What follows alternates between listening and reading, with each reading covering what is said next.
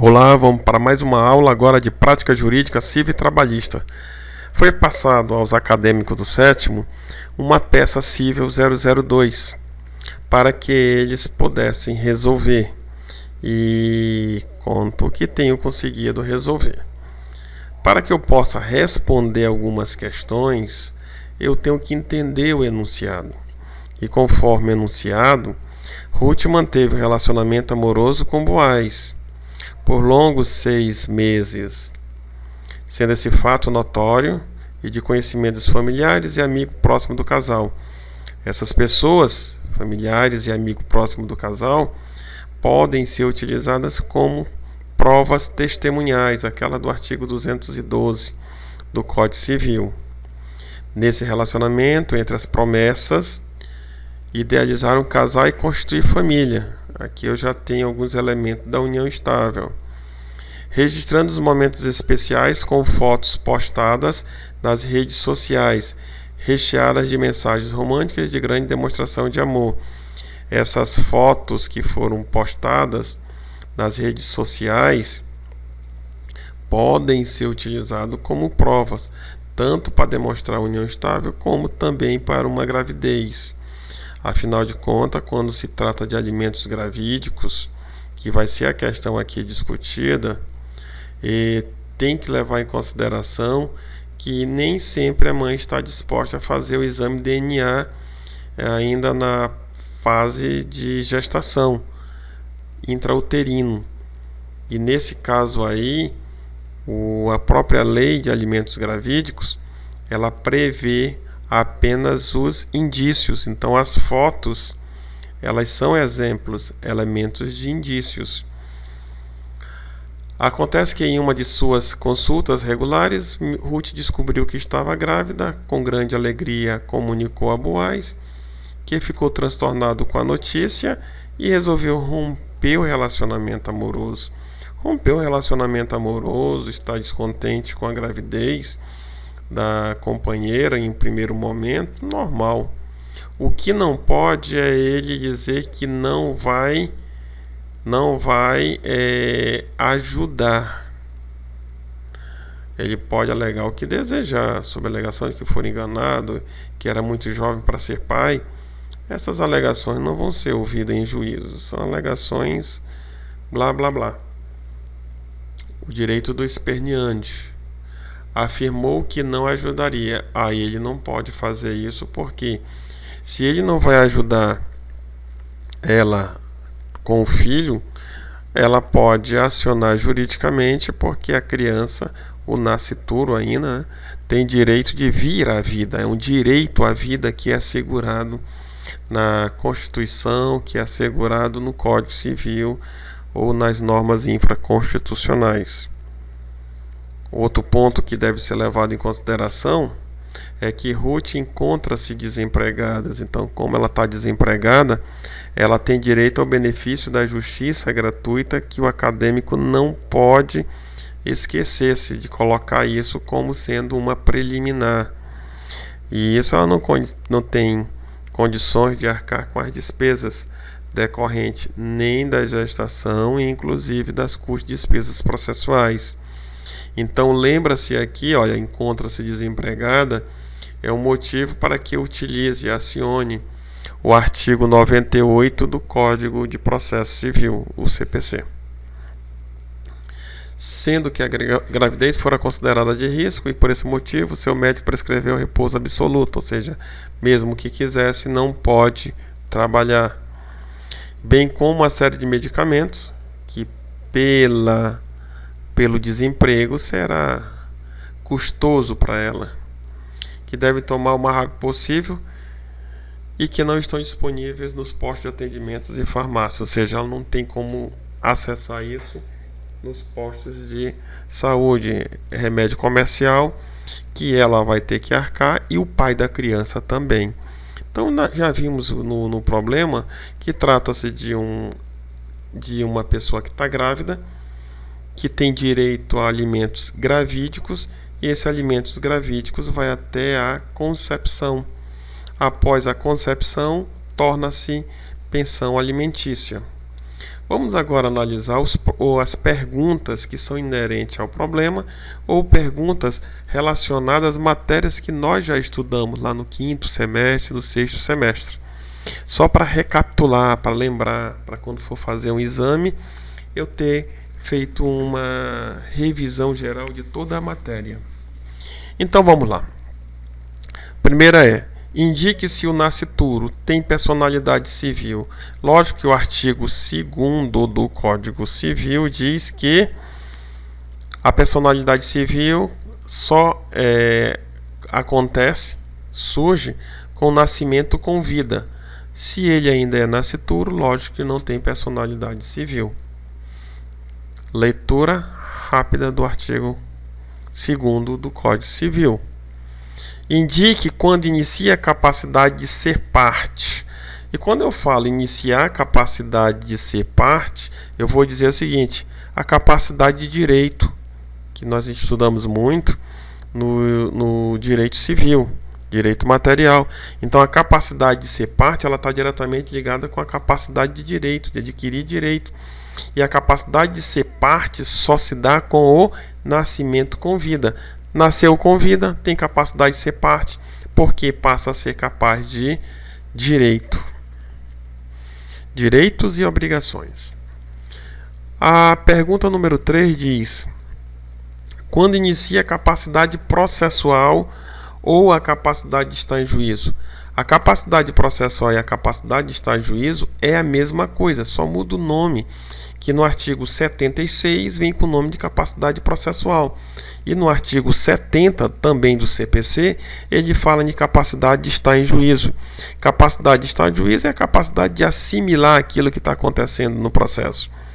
Via de regra, algumas pessoas sempre dizem: a capacidade de estar em juízo, a capacidade processual começa aos 18 anos.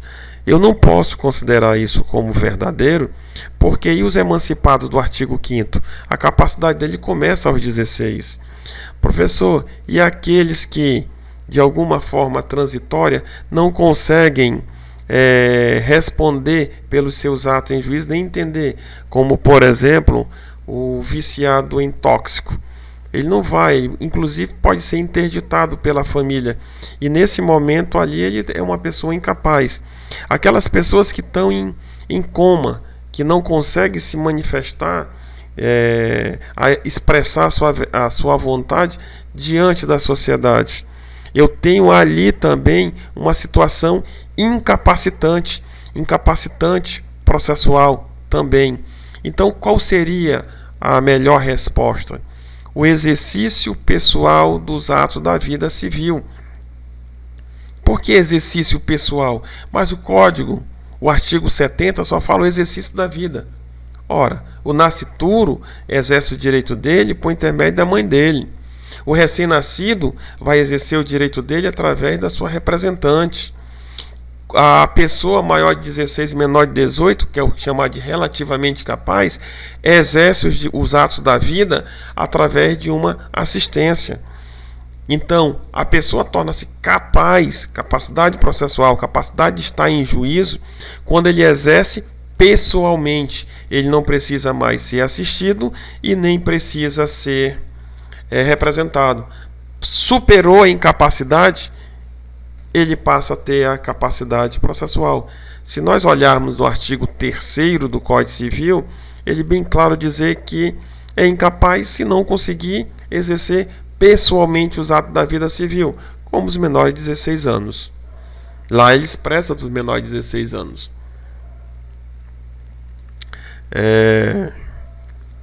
Questão número 4 é: qualifique a parte autora. O artigo 319, inciso 2, ele traz alguns elementos de qualificações. Quais eles? Não vem a nacionalidade, mas vem estado civil, profissão, aí vem CPF e não coloca o RG, porque ali é os elementos, lembrando, essenciais, não quer dizer que não tenha outros. Como é que ficaria uma qualificação correta? Nome, nacionalidade, estado civil, profissão, número da identidade, número do CPF, endereço completo, inclusive o CEP. E dentro desse endereço eu vou colocar o nome do logradouro, o número da casa, o bairro e o CEP dentro desse endereço. E isto eu estou falando de qualificar a parte. Qualquer que seja a parte, autor ou réu, esses serão os elementos de qualificação.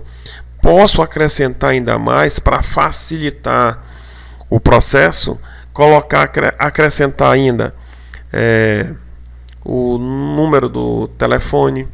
Na trabalhista tem outros elementos que são chamados como o nome da genitora, o número da CTPS, o número do PIS/PASEP, porque isso agiliza na hora de tirar a chave. Então, esses elementos de qualificações prevista no artigo 319, inciso 2, são os essenciais, mas o juízo pode cobrar outro para facilitar. E não esquecer que desde que veio do CPC de 2015, exige-se também o endereço eletrônico. Aula 0, a questão A5 diz: no ordenamento jurídico, há permissão de alguém pleitear direito alheio em nome próprio? Ora, lei de alimentos gravídicos. Nós acabamos de ver que a mãe, ela será parte. Por que a mãe será parte? Porque o nascituro não tem personalidade civil, mas a lei deixa salvo o direito à vida. Então ele tem direito a alimentos e alimentos para sobreviver. Quando eu falo de natureza alimentar, que é o caso dos alimentos gravídicos, é um direito à vida. Então a mãe vai pleitear em nome próprio. Então, há possibilidade? Sim, há exceção ao artigo 18 do CPC, ele mesmo diz, salvo exceções, e tem essas exceções. E também, por exemplo, o artigo 109, o 110, quando fala da sucessão e substituição processual. Eu tenho também ali o alienante continuando no polo, mesmo não sendo mais o proprietário do bem que está sendo discutido naquele processo. A06, até quando a genitora conservará a legitimidade ativa? Os alimentos não é para a mãe, os alimentos é para o nascituro. Até quando ela conservará essa legitimidade ativa? Até o nascimento com vida. A partir do nascimento com vida, já tendo uma certidão de nascimento, um nome, ele já passa a ser parte. E a mãe, a genitora, deixa de ser parte e passa a ser representante legal. Ou seja, o nascituro começa a exercer o seu direito, mas de forma representada. Indique o que deve ser requerido nos autos no processo quando houver o nascimento com vida do nascituro. Lógico, a mãe deixa de ser parte e o nascituro passa a ser parte. A mãe vai passar agora a ser representante do recém-nascido. Indique como ficaria a qualificação da parte autora, os mesmos elementos que nós vimos na qualificação da parte ré ou da mãe, só que agora no lugar do nome da mãe será o nome do recém-nascido após o nascimento com vida. Então a parte autora passará a ser o recém-nascido. Então o nome do recém-nascido, nacionalidade, o estado civil dele sempre será solteiro, né? Mas coloca-se como elemento de qualificação. Outro elemento, todo nascituro ou todo recém-nascido já tem o número do CPF. Pode não ter identidade, mas já tem o número do CPF.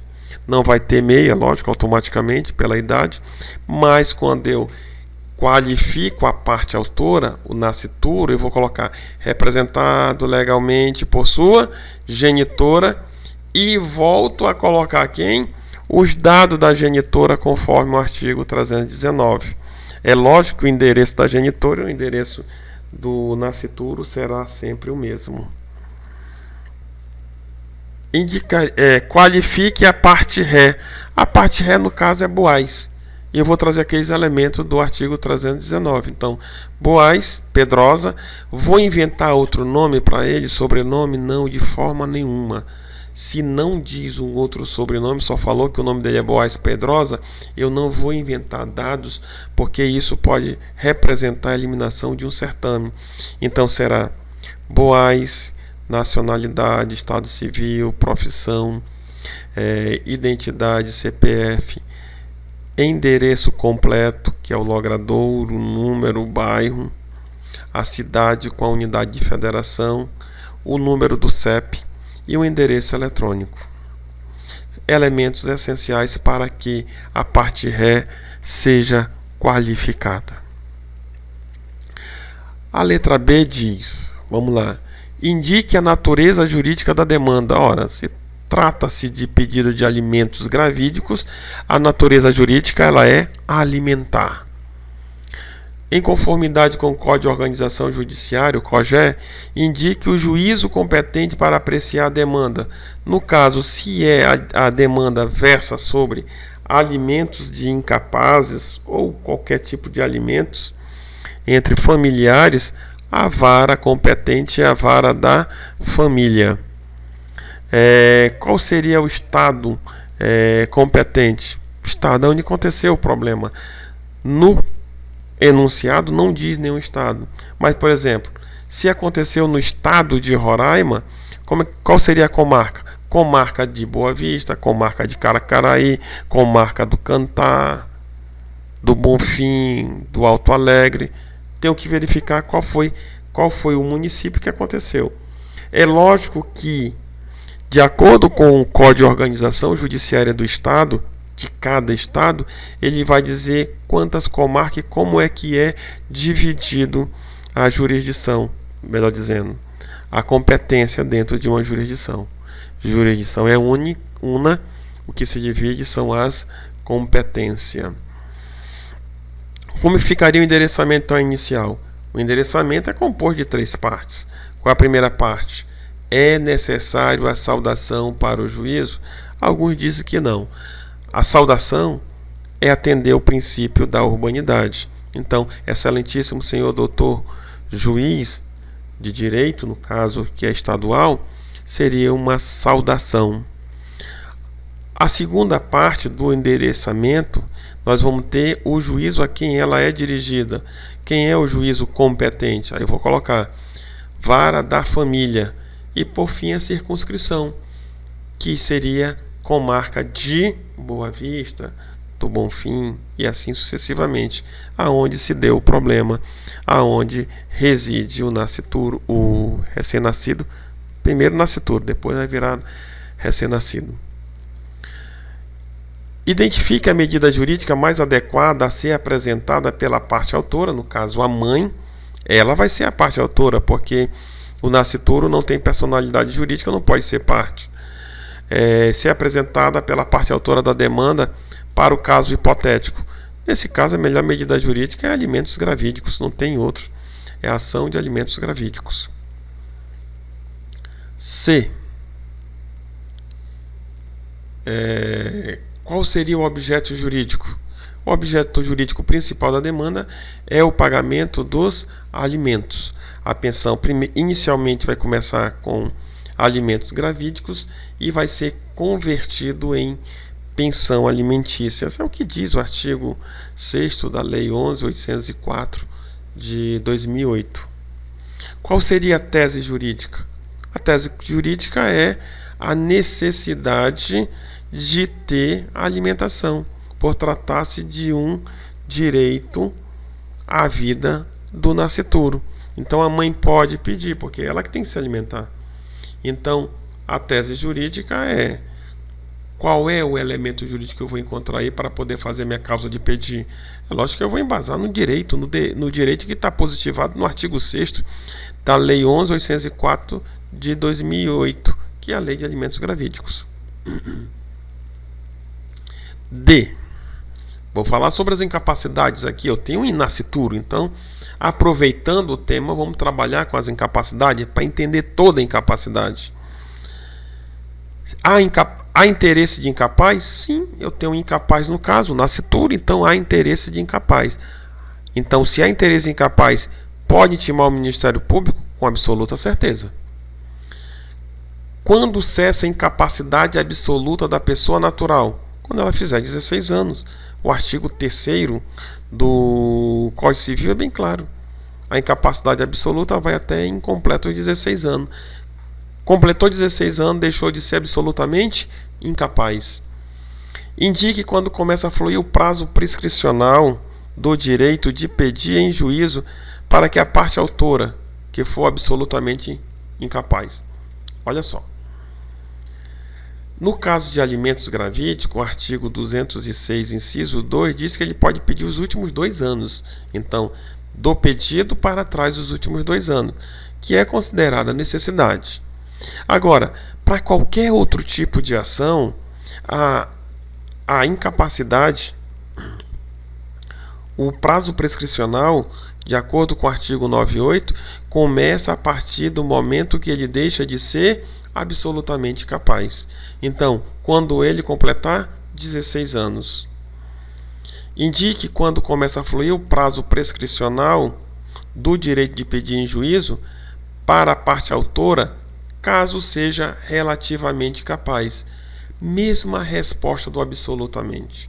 Sendo relativo ou sendo absolutamente, o prazo prescricional começará sempre a fluir a partir dos 16 anos. O artigo 98 diz: não conta enquanto estiver na condição do artigo 3º do Código Civil, que é incapacidade absoluta. Indique como absolutamente capaz exerce os seus direitos indiretamente. Ele não consegue exercer diretamente, mas ele exerce os direitos de forma indireta. Como é que ele exerce isso daí? Através do seu representante legal, que pode ser sua genitora ou seu genitor. No caso de alimentos gravídicos, será sempre a genitora. Indique como relativamente capaz exerce o seu direito indiretamente. Artigo 71. Os absolutamente serão representados e os relativamente serão assistidos. Como é que ele exerce? Através de seu assistente, que pode ser, no caso, sua mãe, seu pai, ou alguém que a lei outorgar. Indique quando cessa a incapacidade da pessoa natural. Incapacidade, quando eu falo, não tem nem a incapacidade relativa nem absoluta. Mais uma vez, volto a lembrar, não é aos 18 anos. Via de regra, eu posso dizer aos 18 anos. Mas o certo é quando ele começar a exercer seu direito de forma pessoal. Ou então eu posso dizer, quando não estiver mais atingido por nenhum das hipóteses jurídicas previstas no artigo 4º do Código Civil. Se não tiver nenhuma daquelas hipóteses jurídicas enquadrado nelas, ele pode exercer pessoalmente os atos da vida civil.